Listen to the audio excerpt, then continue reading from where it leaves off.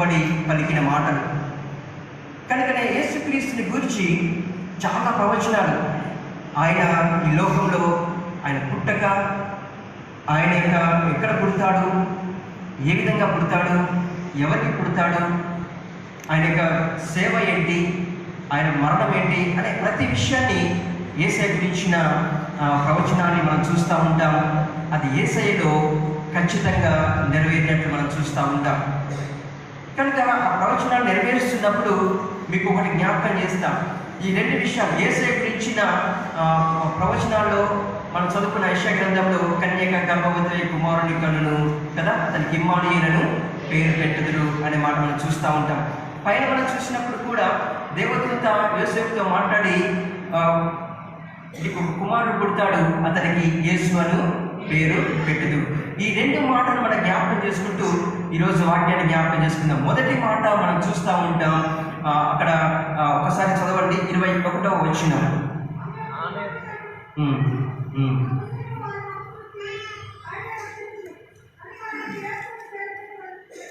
చాలా ఈ వచనాన్ని మనం జ్ఞాపకం చేసుకున్నప్పుడు ఈ వచనాన్ని మనం జ్ఞాపకం చేసుకున్నప్పుడు ఒక మాట అక్కడ తెలియజేస్తూ ఉంటాడు. ఏమంటాడంటే, కుమారుని కన్ను తన ప్రజలను వారి పాపం నుండి ఆయనే రక్షించుడు. ఈరోజు యేసయ్య పుట్టాడు అంటే ఆయన రక్షకుడిగా వచ్చాడు. ఎందుకు రక్షకుడిగా వచ్చాడంటే మన పాపములను కదా క్షమించుటకు, వాటిని విడిపించుటకు ఆయన వచ్చాడు అనేది జ్ఞాపకం చేస్తాడు. దేవుని బిడ్డలకు జ్ఞాపకం చేసుకున్నప్పుడు మొదటి మాట మనం చూస్తే పాపము, వారి పాపము నుండి అనేది మనం చూస్తూ ఉంటాం. యేసయ్య రావడానికి ముఖ్య కారణం ఏంటంటే మానవుని యొక్క పాపముల నుండి విడుదల కలగ చేయడానికి ఆయన వచ్చినట్టు మనం చూస్తూ ఉంటాం. మన పాపములను విమోచించడానికి ఆయన వచ్చినాడు అనేది ఇక్కడ మనకు జ్ఞాపకం చేసినట్టు మనం చూస్తాం. దేవుని బిడ్డలారా, మనకందరికీ తెలిసి పాపం అంటే ఏంటి అమ్మా? ఆజ్ఞాతిక్రమమే పాపదివు. నోటిలో ఊత పదం మనకందరికీ కదా. ఆజ్ఞాతిక్రమమే పాపము అని మనం చూస్తూ ఉంటాం. పాపము మనకి మొదట ఎక్కడి నుండి ప్రారంభమైందంటే, ఎక్కడి నుండి కాదు కదా, సాతాను నుండి ప్రారంభమైంది. యెషయా గ్రంథంలో మనం చూస్తూ ఉంటాం. సాతాను మొదటిగా తను తాను హెచ్చించుకోవడానికి ఆయన చూశాడు, అక్కడ ప్రారంభమైంది. పాపము పడిన తర్వాత మానవుని కూడా పడవేయడానికి మానవుడిని మోసం చేశాడు. అక్కడ నుండి మానవుడి ద్వారా పాపము ఈ లోకానికి వచ్చినట్టు మనం చూస్తూ ఉంటాం. ఒకటి జ్ఞాపకం చేస్తే, పాపం యొక్క క్రియ ఏంటంటే పాపం యొక్క క్రియ ఏంటంటే మనం ఆజ్ఞను లేక ధర్మశాస్త్రాన్ని తృణీకరించటం, దాన్ని పాటించకపోవటం, అది క్రియగా మనం చూస్తూ ఉంటాం. పాపం యొక్క స్థితి ఏంటంటే మానవుడు పడిపోవటం, మానవుడు నీతి లేకపోవటం. మూడవది పాపం యొక్క గుణం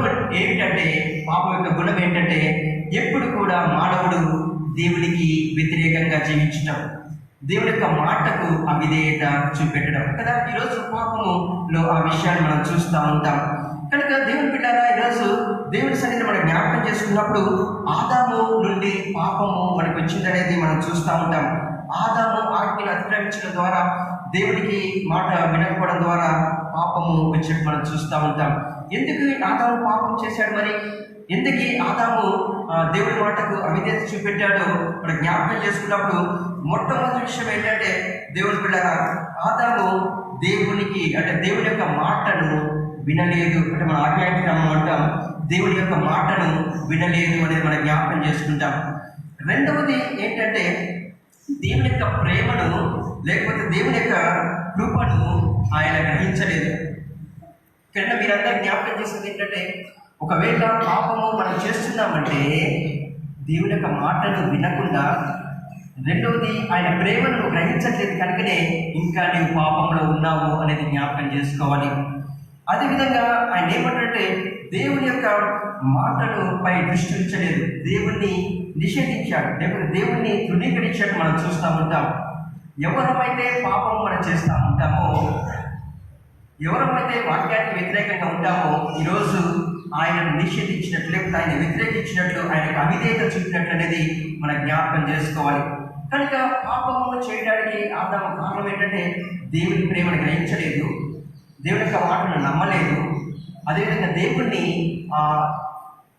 విధేయత చూపెట్టకుండా దేవునికి లేకపోతే అవిధేయత చూపెట్టిన వ్యక్తిగా, దేవుణ్ణి నిషేధించిన వ్యక్తిగా మనం చూస్తూ ఉంటాం. కనుక ఈరోజు పాపం చేసే ప్రతి ఒక్కరూ మనం చేసేది ఏంటంటే దేవుణ్ణి ప్రేమను గ్రహించట్లేదు అనేది మనం జ్ఞాపకం చేసుకోవాలి. దేవుని బిడ్డ కనుక పాపము మన జీవితాలను దేవునికి దూరం చేస్తుంది, పాపము దేవుని ప్రేమను గ్రహించకుండా చేస్తుంది అనేది దేవుని యొక్క వాక్యము మనకు జ్ఞాపకం చేస్తుంది. మనకు తెలుసు పాపము అంటే, పాపము ఏంటి, పాపము లక్షణాలు అనేది మన బైబిల్లో చాలాసార్లు పౌలు రాస్తూ ఉంటాడు. మనము లేకపోతే యేసయ్య ఇచ్చిన లేకపోతే దేవుడు ఇచ్చిన 10 ఆజ్ఞల్లో మనం చూస్తూ ఉంటాం. పాపము ఏంటి చేస్తే పాపము, ఏ పాపం యొక్క లక్షణాలు, లేకపోతే పాపము గురించి ఏవి పాపము అనేది మనం చూస్తూ ఉంటాం. వాటి జాబితా మనం చూస్తే చాలా చాలా రాసినట్టు మనం చూస్తూ ఉంటాం. ఒక్క 2 మాత్రమే మనం చదువుకుందాం. ఒకటి రోమీయులకు రాసిన పత్రిక మార్కు సువార్త చూద్దాం. ముందు మార్కు సువార్తలో యేసయ్య చెప్పిన కొన్ని పాపం యొక్క జాబితాలు మనం జ్ఞాపకం చేసుకుందాం. 7వ అధ్యాయం 20 నుండి తీయండి. మార్కు సువార్త 7వ అధ్యాయం. మనుషుని లోపల నుండి బయట వెళ్ళినది మనిషిని అపవిత్రపరచును. లోపల నుండి అనగా మనుషుల హృదయంలో నుండి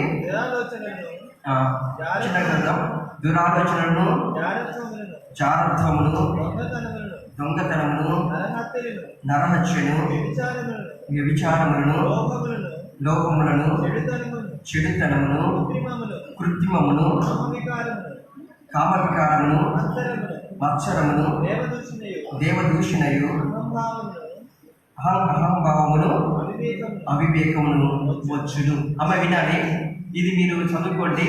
అదేవిధంగా గలతీయులకు రాసిన పత్రికలో కూడా మనం చూస్తూ ఉంటాం. ఒకసారి చదువుకుందాం. 19 గలతీయులకు రాసిన పత్రిక ఒకసారి తీయండి. 5వ అధ్యాయం. శరీర కార్యములు స్పష్టమై ఉన్నవి. అవేమనగా జారత్వము, అపవిత్రత, కామతత్వము, విగ్రహారాధన, అభిచారము, ద్వేషములు, కలహము, మత్సరము, క్రోధము, కక్షలు, భేదములు, విమతములు, అసూయలు, మత్తతలు, అల్లరితో కూడిన ఆటపాటలు. దేవుని బిడ్డ ఇంకా మనం చూస్తూ ఉంటాం. కొరింథీ కానీ తిమోతి పత్రికలో కానీ ఈ యొక్క జాబితాను మనం చూస్తూ ఉంటాం. ఇన్ని చదివినప్పుడు దీనిలో ఏమైనా మన జీవితంలో ఉన్నాయా అమ్మ? ఇటునాడు మన జీవితంలో ఈ జాబితాలో ఉన్న ఏదైనా ఒక లక్షణము మనలో ఉంటే మనమేంటి పాపులము అని జ్ఞాపకం చేసుకోవాలి. అర్థమవుతుందా? నేను దొంగతనం చేయట్లేదు, కానీ నేను అబద్ధం ఆడితే అమ్మా, నేను ఒకవేళ నరహత్య చేయలేదు, కానీ స్నేహితుని ద్వేషిస్తే, ఒకవేళ నేను మంచిగా బయట ఉన్నాను, కానీ నాలో దురాలోచనలు ఉంటే, దేవుని బిడ్డలారా మనము పాపము చేస్తున్నామనేది జ్ఞాపకం చేసుకోవాలి. ఇక్కడున్న మీలో నాలో ఏ పాపము లేదని ఎంతమంది చెప్పగలం? అంటే నేనేం తప్పు చేయట్లేదు, ఓకే పాపం అంటే నాకు తెలుసు, కానీ అది చేయకుండా ఉంటున్నాను, నా జీవితాన్ని కాపాడుకుంటున్నాను ఎంతమంది చెప్పగలం? దేవుని బిడ్డ చాలాసార్లు పాపం అంటే ఏదో వ్యభిచారము, ఏదో దొంగతనము, ఏదో నరహత్య అని మనం చూస్తూ ఉంటాం. కానీ పాపము అనేది నీ మనసులో స్నేహితుని ప్రేమించకపోవడం, లేకపోతే గర్వపడటం, మోసం చేయటం కదా, అన్యాయం చేయటం, ఇవన్నీ వీటితో కూడా మనకు కనిపించనివి కూడా మన జీవితంలో మనం చూస్తూ ఉంటాం. కనుక మన జీవితాలను జాగ్రత్తగా ఉంచుకోవాలని జ్ఞాపకం చేస్తున్నాను. అందరితో కూడిన ఆటపాటలు, మత్తుతో మీరు మత్తులై ఉండకూడి అని జ్ఞాపకం చేస్తూ ఉంటాడు. ఈరోజు క్రైస్తవ జీవితాల్లో ఎక్కడ చూసినా మనం చూస్తూ ఉంటాం అందరితో కూడిన ఆటపాటలు. అది క్రైస్తవ పాటల్లోనే చూడొచ్చు, లేకపోతే సంగీతంలో చూడొచ్చు. చాలా విషయాలు దేవుని స్థుతిస్తామని చెప్పి దేవుని ఆరాధిస్తున్నామనే ఆ ఆరాధన ముసుగులో అందరితో కూడిన పాటలు మనం జ్ఞాపకం చేస్తూ ఉంటాం. దేవునికి మహిమకారి కార్యాలు చేసేవారు చాలా మంది ఉన్నారు. రెండవది, దేవుని సన్నిధిలో పరిశుద్ధంగా వస్తూ వారి జీవితాలను మోసం లేకపోతే మత్తు పదార్థాలతో బానిసలై ఈరోజు క్రైస్తవ సంఘంలో చాలా విచారకరం ఏంటంటే మత్తు పదార్థాలతో వారి శరీరాన్ని పాడు చేసుకుంటున్నారు. ఈరోజు దేవుని యొక్క పాత్రలోని తాగుతున్నారు, బయటికి వెళ్ళి సాతాను పాత్రలోని తాగుతున్నారు. కనుక ఈరోజు అది చేసిన మన పాపం చేస్తున్నామనేది జ్ఞాపకం చేసుకోవాలి.